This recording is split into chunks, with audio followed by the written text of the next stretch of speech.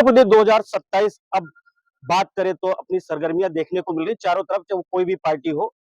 उधर अगर बात करें तो समाजवादी पार्टी, बहुजन समाज पार्टी और सत्ता में मौजूद भारतीय जनता पार्टी ने दमखम दिखाना शुरू कर दिया है। और अब अगर बात करें तो कई सारी तमाम पार्टियां जो अगर बात करें तो देश स्तर पर गठबंधन में है भाजपा सरकार के साथ। और अब उत्तर प्रदेश या अलग अलग राज्यों में, झारखंड में अभी जो चुनाव होने हैं उन सब में भी गठबंधन के दावे करती नजर आ रही है। वहीं अगर आज बात करें तो लोक जनशक्ति पार्टी के प्रदेश अध्यक्ष हमारे साथ है और आज रायबरेली इनका दौरा हुआ है और दौरे में कई सारे पदाधिकारियों को ज्वाइन भी करा रहे हैं। क्या है पूरा मामला आपसे जानते हैं। और ये क्या आप 2027 को लेकर के जिस तरीके से बिहार में प्रचंड जीत और प्रचंड जीत में राष्ट्रीय अध्यक्ष लोक जनशक्ति पार्टी के चिराग पासवान ने अहम भूमिका निभाई और माना जाता है देश के प्रधानमंत्री के करीबी भी हैं, तो क्या उत्तर प्रदेश में दमखम दिखाएंगे और कितनी सारी सीटों पर चुनाव होगा या कितनी सारी सीटों पर चुनाव लड़ेंगे, बात करते हैं। सबसे पहले स्वागत है आपका IBC 24 पर। आज रायबरेली का दौरा है, अभय सिंह, सुनील सिंह, तमाम सारे अंकित सिंह, तमाम सारे युवा कार्यकर्ताओं को आज आपने एक मंच से एकत्रित किया है और पार्टी में जोड़ा है। तो क्या 2027 अगर हम बात करें तो उत्तर प्रदेश की गठबंधन होगा जनशक्ति पार्टी का, लोक जनशक्ति पार्टी का? जी, निश्चित, बहुत बहुत धन्यवाद आपका। और निश्चित रूप से उत्तर प्रदेश में भी जिस तरह से बिहार में हमारा गठबंधन हुआ था, निश्चित रूप से उत्तर प्रदेश में भी गठबंधन होगा। जैसा कि आपने युवाओं का अंकित सिंह और अपने अभय सिंह की बात किया, सुनील सिंह, युवा हमारे राष्ट्रीय अध्यक्ष भी युवा हैं। देश में एक डायनेमिक चेहरा है, पूरे देश में उनकी लोकप्रियता है। और जिस तरह से आपने बिहार में देखा कि प्रचंड बहुमत लोक जनशक्ति पार्टी पिछली बार भी लड़ी थी, जो मैं बार बार कहता हूँ, 2020 में भी लड़ी थी, 147 सीटों पर हम लोग लड़े थे, अकेले लड़े थे।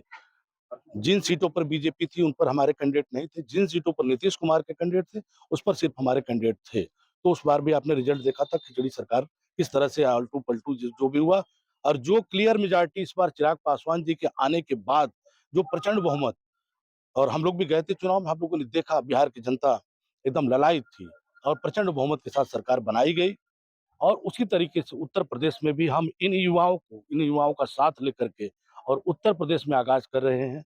अब पूरे उत्तर प्रदेश में हम लोग अपने कार्यक्रम कर रहे हैं। रायबरेली भी हम लोग आए हैं और अपने हमारे अभय सिंह, अंकित सिंह और सुनील सिंह के। रायबरेली ही टारगेट क्यों किया जाता है? क्योंकि अगर बात करें तो नेता प्रतिपक्ष राहुल गांधी और गांधी का गढ़ कहा जाता है रायबरेली जी। तो रायबरेली में अहम भूमिका है आपकी पार्टी की और आज आप रायबरेली ही आए हैं। अभी पार्टी का जिस तरीके से नेतृत्व हो रहा है उत्तर प्रदेश में, उसको लेकर रायबरेली ही क्यों ऐसा है?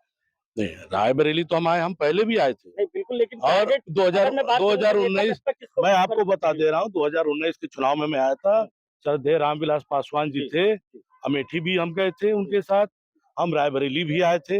लेकिन तब गठबंधन नहीं था, अब गठबंधन होने गठबंधन नहीं, तब भी था। उत्तर प्रदेश में हमारा लोकसभा में गठबंधन, बिहार में था, उत्तर प्रदेश में नहीं था। लेकिन इस बार उत्तर प्रदेश में हमारा गठबंधन तय है और हम अपनी पूरी की पूरी ताकत जो हमारी है, जो हमारे वोट, जो हमारी संख्या है, जो हमारे लोग हैं, हम उनको सिर्फ समेट रहे हैं जो इधर उधर बिखरे हुए हैं। सारी की सारी हमारी अपनी ताकत है। बस हम अपने लोगों को एहसास कराएं कि आपकी अपनी पार्टी लोक जनशक्ति पार्टी और हम लोग खुद और अपना जनाधार हम लोग का है, जिसको हम लोग इकट्ठा कर रहे हैं, उसको लेकर के हम लोग उत्तर प्रदेश में इस बार चुनाव लड़ेंगे। अहम सवाल, कितनी पार्टी पर लोक जनशक्ति पार्टी चुनाव लड़ेगी? देखिए, पूरे उत्तर प्रदेश में अभी हम लोग रैली करेंगे। हमारे 28 तारीख को हमारा एक बहुत बड़ा कार्यक्रम विश्वेश्वरैया हॉल राजभवन के बगल में, जिसमें हमारे पूरे उत्तर प्रदेश का संगठन इकट्ठा होने जा रहा है। उसमें हमारे प्रभारी और सांसद अरुण भारती जी आ रहे हैं, हम लोग भी रहेंगे। सारा का सारा हम लोग उसमें मंथन करेंगे। जिस तरह से हम लोगों ने बिहार में रैली किया और चिन्हित जगहों पर हम लोग पूरे प्रदेश में रैलियां करेंगे। उसके बाद हमारे प्रभारी राष्ट्रीय अध्यक्ष और उत्तर प्रदेश के हमारे जितने अध्यक्ष हैं, जिले के अध्यक्ष हैं, प्रदेश की कार्यकारिणी, हम लोग बैठ करके उस पर उत्तर प्रदेश की यूनिट अलग से बैठेगी। फिर हम लोग विचार करेंगे। उसके बाद राष्ट्रीय अध्यक्ष का जो निर्देश होगा उसका पालन हम लोग करेंगे। समाजवादी पार्टी के मुखिया अगर बात करें अखिलेश यादव और मायावती ने भी अब एक हुंकार भरी है, किसी के साथ कोई गठबंधन नहीं होगा, बसपा और समाजवादी पार्टी अकेले चुनाव लड़ेगी। तो कैसे देखते हैं अब आप उत्तर प्रदेश में? ठीक है, उन लोगों का हम नहीं कह सकते, गठबंधन तो किया था उन लोगों ने, पहले भी था, उसके बाद बीच में टूटा हुआ। वो अपने लिए गठबंधन करते हैं, जनता के लिए नहीं करते हैं। उन लोगों ने एक एक्सपेरिमेंट किया, अखिलेश यादव और मायावती जी ने किया, हम नहीं कहना चाहते हैं। ऊपर तो गठबंधन हो गया, नीचे का गठबंधन नहीं हुआ। जब गांव-गांव में दलितों को सताया गया था और मारा गया था, तो कौन था वो? जो आज अखिलेश यादव जी, आज आपके यहाँ मैं रायबरेली में खड़ा हूँ, आपके राहुल गांधी जी, जो संविधान की एक किताब लेकर के संसद में भी घुसते हैं, संविधान की बात करते हैं, तो मैं आज उन्हीं से पूछना चाहता हूँ यहाँ उत्तर प्रदेश में आप लोगों के माध्यम से कि अखिलेश यादव जी बताएंगे कि जब प्रमोशन में आरक्षण की बात आई थी, तो सबसे पहले किस पार्टी ने विरोध किया था? मैं अखिलेश यादव जी से प्रश्न पूछना चाहता हूँ। सबसे पहले विरोध समाजवादी पार्टी ने किया था, आपके चाचा राम गोपाल यादव ने किया था। और उसके बाद ठेकेदारी में जो दलित भाइयों को, दलित गरीब लोगों को मिलता था आरक्षण 25% का मायावती जी की गवर्नमेंट में, तो समाजवादी पार्टी की गवर्नमेंट बनने के बाद उसको किसने खत्म किया? अखिलेश यादव। अखिलेश यादव ने कहा कि एनडीए का सफाया होने जा रहा है इस बार उत्तर प्रदेश में। ने बिल्कुल नहीं होने जा रहा है और एनडीए इससे भी प्रचंड बहुमत के साथ सरकार बनाएगी। और जैसा कि आप लोग जानते हैं, उत्तर प्रदेश ही नहीं, पूरे देश में माननीय योगी आदित्यनाथ का जो लोकप्रियता है हम लोग देखते हैं। मैं बिहार भी गया था, अन्य स्टेट में भी मैं देखता हूँ।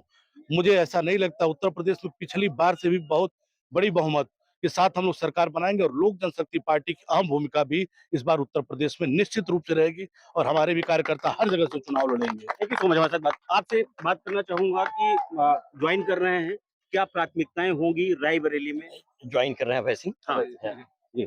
नहीं, हमारी प्राथमिकता यही है कि हम जितने भी हमारे युवा साथी हैं उनको संगठित करें।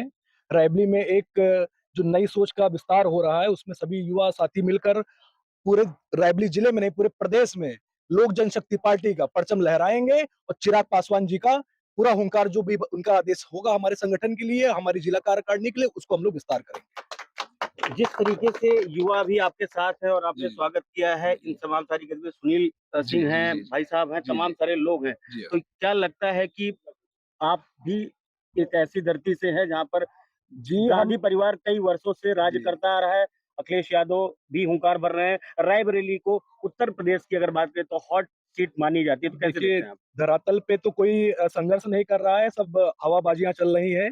हम लोगों ने ज़मीन पे उतर के 2013 से लेके अभी तक संघर्ष किया है, जिसका उदाहरण पूरे रायबरेली में सब लोग जानते हैं। अमूमन हम लोग को बताने की आवश्यकता नहीं है।